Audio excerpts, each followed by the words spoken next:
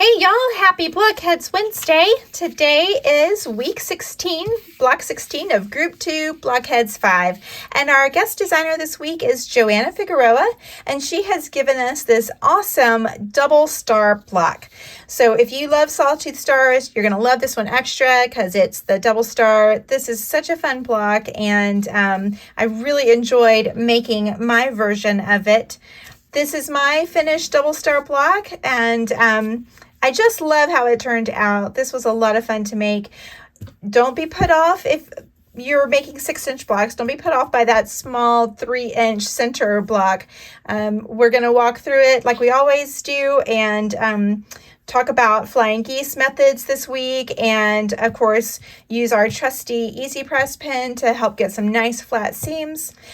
So why don't you grab your fabrics and your pattern, and let's take a look at our cutting instructions and start sewing. I'm making the 6-inch block, so these are my cutting instructions. If you're making the 12-inch block, you're going to want to look at this column for your cutting instructions.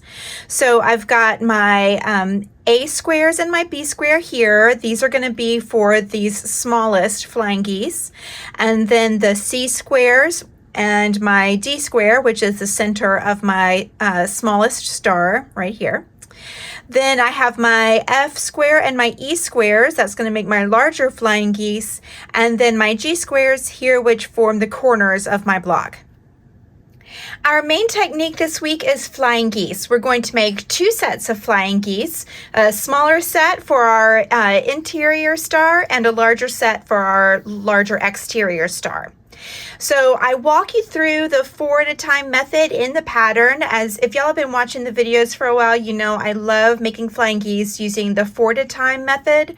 And you can also check out previous videos. I'll link them in the video description below, where I walk through this construction method in detail. I'm not going to do that today. Instead, I'm going to just show you what it looks like when we have finished making the flying geese and we're ready to trim them in the 4 at a time style versus the stitch and flip method. So if you guys are fans of making your flying geese using the stitch and flip method, definitely check out Joanna's blog. She is the queen of stitch and flip. I know she loves that technique, and she will have the cutting instructions for making the flying geese for the double star block using stitch and flip. I just want to show you guys what it looks like in the difference between these 2 methods when we're getting ready to trim them. So I'm going to make 1 stitch and flip flying geese and then my usual 4 at a time, and we'll compare. I also want to show y'all what it looks like to make a flying geese using Lazy Girl's Flying Geese ×4 No Math Ruler. I've demonstrated this tool before in a previous video, but it's just a great ruler. I wanted to bring it back out. Okay, here are my AB flying geese, and I get 3 different sizes essentially based on which method I use. So this top flying geese unit, this is the one that you'll get when you use the cutting instructions that I give you in your pattern. And then this is the flying geese that I made using the Lazy Girl Flying Geese No Math Ruler. Still the same construction method, still 4 at a time, but it's just a little bit smaller. It's not as oversized as the cutting instructions that I give you in the pattern. And then this bottom one is my stitch and flip flying geese. So this is definitely the most exact. Now these we're going to be trimming to 1 1/4 by 2 inches, so it's a little bit of an unusual size. So let's take a look and see where we come out here. So I want this this point of my flying geese to be at the halfway mark, so that's 1 inch exactly. And I want to make sure I'm 1/4 inch up so that I don't lose my point when I sew in my flying geese. So 1 1/4 by 2 inches, we're pretty much right on it. Not really going to need to trim much at all using with the stitch and flip flying geese. For this one, let's take a look again. I want to be at the 1 inch mark. Yeah, well, this one's going to be pretty exact too. Just a little bit of trimming, not too much at all. You can see I'm just below the 1¼ inch line here, just past 2 inches there. So it's going to be pretty much right on the money too. Still just a little bit of trimming. And then finally, the most oversized one, you can see we've got a lot more to trim away.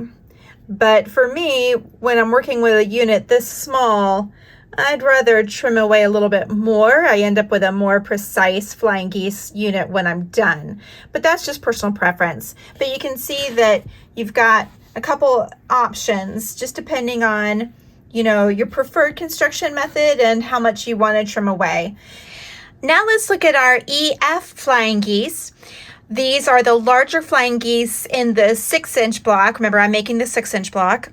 So these we want to trim down to 2 inches by 3.5 inches for that 6-inch block. So this top one was made using the cutting instructions in your pattern and the 4 at a time construction method.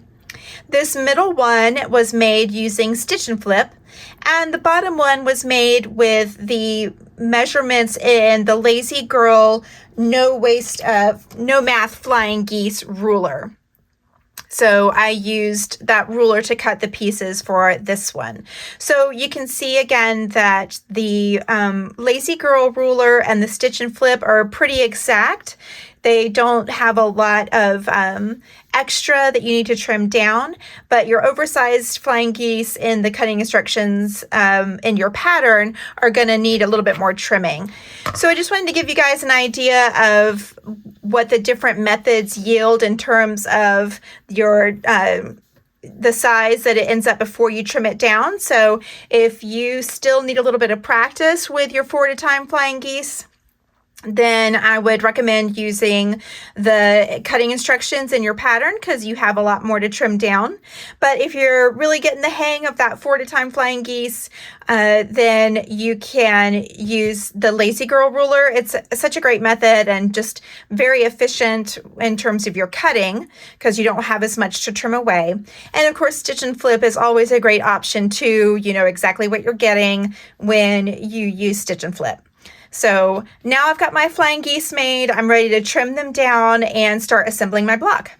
Okay, we're on to step 3, which is assembling that smaller star that's going to be at the center of our block. So I've got mine laid out and I'm going to sew this together. When I join the units together, I'm going to press towards the solid squares. So I'm going to press on my top and bottom towards my C squares, these little corner squares, and then for the center row, I will press towards the D square. Now my little Flying Geese triangles aren't laying quite as flat as I'd like, so I'm going to bring out my Easy Press pen with the Easy Press fabric treatment in it. And I'm going to use this when I'm pressing all my rows so that my seams are nice and flat. Don't forget, when you're sewing your Flying Geese to that center D square, make sure that you're sewing with your Flying Geese on top so that you can see where the point of your Flying Geese is, and if you need to move your needle over just the tiniest bit when you're stitching along here to make sure that you don't lose your point, you can do that. If you sew this way, you can't see where that point is, and you might miss it, you might lose your point. So always sew with that Flying Geese facing up so that you can adjust your seam allowance just the tiniest little bit if you need to. Okay, my smaller star is done and it comes in at 3.5 inches. Oh, it's so cute. Don't let the small size put you off. It's really still very straightforward and easy to make the smaller size. I hope you'll try it. I used my Easy Press pen to get my seams nice and flat, and as always, I pressed the little row seams open. And then I pressed towards the corner squares and the center square. And using that Easy Press pen really helped a lot. Okay, so now that my center is done, I can assemble the rest of my block. So once again, I'm going to press towards the corner squares, and I'm not really sure what I'm going to do for the center row. I may press those seams open. So let me sew it together and I'll let you know what I decide. How cute is that? Here is my finished double star block, and I did end up pressing my center row seams towards that center star block. I wasn't sure if it was going to be too much bulk, but I used my Easy Press pen, and that definitely helped with all the bulk. But I was still able to nest my seams. I pressed these top and bottom rows towards the corners and still felt my seams nesting really nicely as I was joining all the rows together.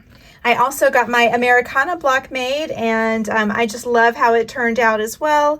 I used a woven here, and just my suggestion for using wovens is to definitely starch those fabrics. They do tend to need a little bit of extra starch. And again, when you're working with the smaller sizes, especially if you're making the 6-inch finished block and you've got this 3-inch finished center little star, starch is your friend. It definitely helps with getting precise cutting and piecing when you're working in smaller sizes. Thank you so much, Joanna, for this awesome block. I love this double star block. I think I could make a whole quilt with this block. It just is so cute. I can't wait to see everyone's finished double star blocks this week. So don't forget to join us on Facebook if you're not part of our official Moda Blockheads Facebook group.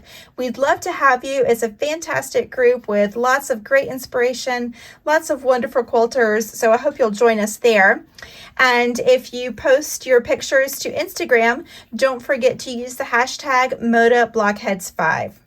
Thanks so much for watching this week's video. I hope it was helpful, and have a great week, and we'll see you next time.